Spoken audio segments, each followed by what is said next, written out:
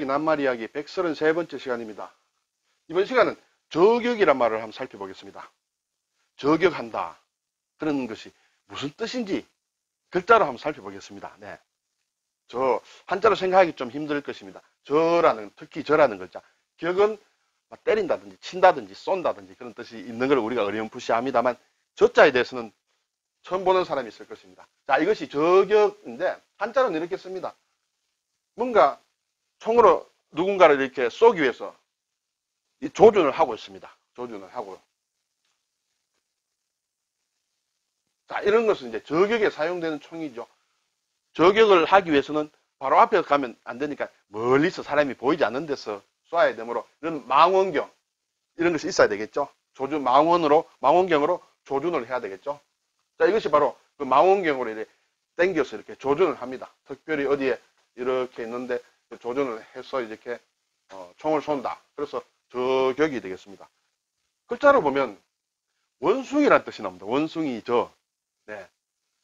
자, 이것은 큰 개견이죠. 개견자가 다른 글자와 합쳐서 부수를 만들 때는 모양이 이렇게 바뀌기도 합니다. 그래서 개를 뜻하기도 하고 일반 동물을 뜻하기도 합니다. 그리고 오른쪽에는 또라는 차입니다. 또. 자, 이 글자에 대해서도 여러 가지 학설이 있습니다만은 이렇게 뭔가 차곡차곡 쌓아 올린 모양이다. 하나를 쌓고 또 쌓고 또 쌓고 그래서 또 차다. 이렇게 생각하시면 되겠습니다.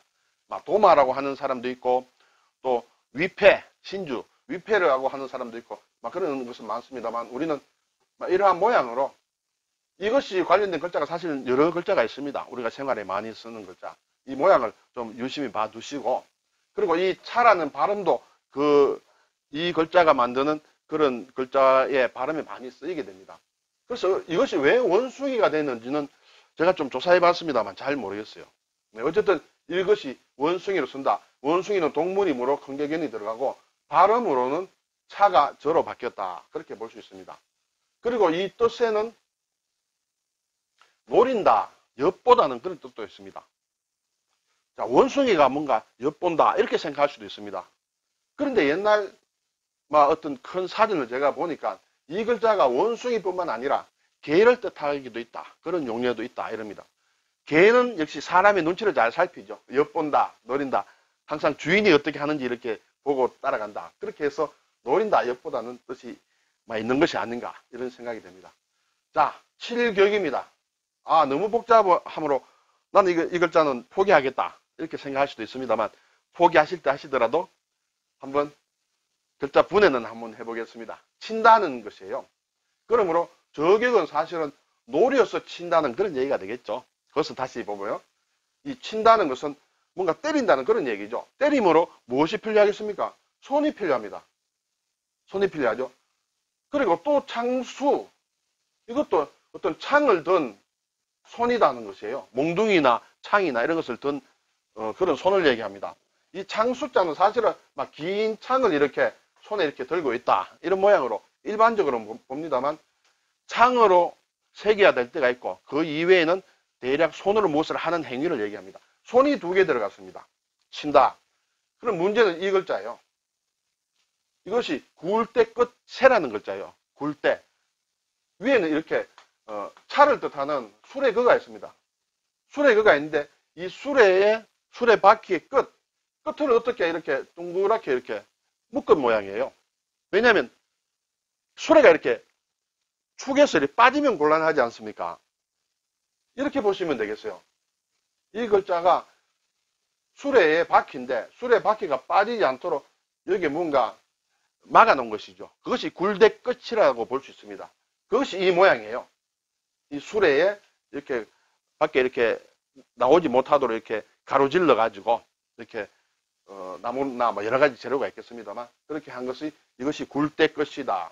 자, 굴대 끝을 넣기 위해서는 어떻게 해야 되겠어요?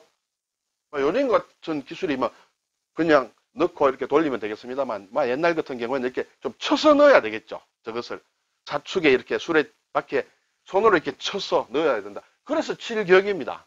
어려울 거 없습니다. 문제는 요 글자가 조금 변했어요. 이렇게 굴대 끝이 모양이 이렇게 조금 바뀌었습니다. 네, 이렇게 바뀌었을 뿐이에요. 그러므로 이 네모난 모양이 이렇게 바뀌었어요. 자, 그러면 뭐 그다지 어렵지 않게 느낄 수 있겠죠. 네. 다 부수자인데 요 글자만 특별한 글자입니다. 굴대 끝. 굴대 끝에 이렇게 쳐서 넣는다. 그래서 친다는 뜻을 가진다. 자, 이제 사전을 한번 보겠습니다. 저격은 어떤 대상을 겨냥하여 쏘는 것입니다. 겨냥하여. 그냥 쏘는 것이 아닙니다. 정확하게 조준을 해야 됩니다. 정확하게. 그래서 노린다는 그런 뜻이 됩니다. 노려서 쏘는 것이 저격입니다. 목표로 아예 작정을 하고 목표를 하고 노려서 쏴야 그것이 저격이지. 그냥 이렇게 대략 쏘는 것은 저격이라 할 수 없습니다. 대략 쏘면 잘 맞지 않습니다. 또 멀리서 쏘아야 되므로. 그래서 특별히 노려서 쏜다. 우리가 저격을 한다, 저격을 당했다고 할 때는 아, 누가 노렸구나. 엿보고 노렸구나 하는 그것을 생각하면 되겠습니다. 저격하는 병사를 저격병 또는 저격수라고 하죠. 그러한 부대를 저격대, 그러한 저격에 쓰는 탄을 저격탄 이렇게 되겠습니다. 네. 일반적으로 총을 쏠 때 제가 군에 있을 때 한 40년 됐습니다만 일반적으로 조준을 해야 됩니다. 그것을 조준사격이라고 합니다. 조준한다. 조준을 해서 쏴야 됩니다. 그렇지만 실제 상황에는 그게 잘 안 되는 모양이에요. 6.25라든지 월남전이라든지 이런 것을 경험하신 하사관들의 얘기를 저도 군에 있을 때 좀 들었습니다만 이렇게 저거하고 교전을 할 때는 일반적으로 머리를 박고 이렇게 쏜다고 하거든요. 머리를 박고 이렇게. 왜냐하면 머리 들었다가 총에 맞을까 싶었어. 그러니까 굉장히 총을 쏘기는 쏘는데 다 헛방들이 되겠죠. 그래서 제대로 겨냥해서 쏘는 건, 조준해서 쏘는 거는 쉽지 않다. 실전에서는 그런 모양입니다.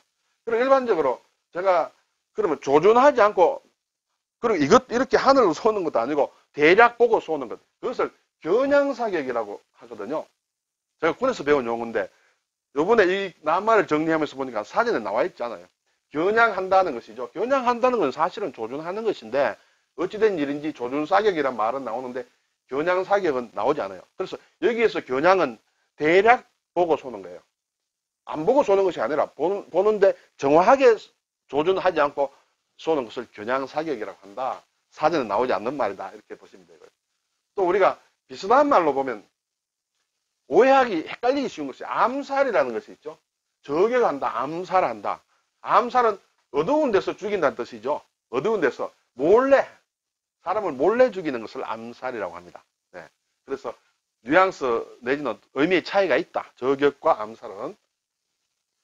자, 그리고 우리가 조삼모사라는 그 사자성어를 다 아시리라 생각합니다.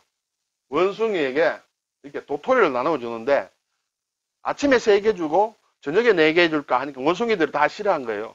그래서 바꾸었어. 그럼 아침에 4개 주고 저녁에 3개 줄게. 그러면 아침에 하나 더 받는 거지. 이렇게 되는 것이죠.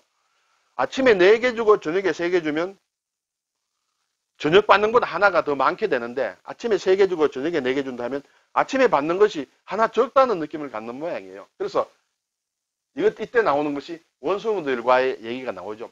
이 사자성어가 중국 송나라 때인가 만들어진 사자성어인 것 같은데 그때 이 영감님이 저공이에요.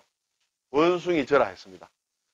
이분은 어떻게 된 일인지 원숭이를 굉장히 좋아했어요. 그래서 집에 원숭이를 많이 키웠다. 그래서 저공과 관련된 고사성어다. 이렇게 되겠습니다. 네. 그래서 원숭이를 가지고 서커스를 시킨다든지 해서 원숭이를 이용해서 제주를 이용해서 돈을 버는 그런 사람도 저공이라 하고 원숭이를 아주 좋아하는 사람도 저공이다 한다. 이렇게 생각할 수 있습니다. 네, 감사합니다.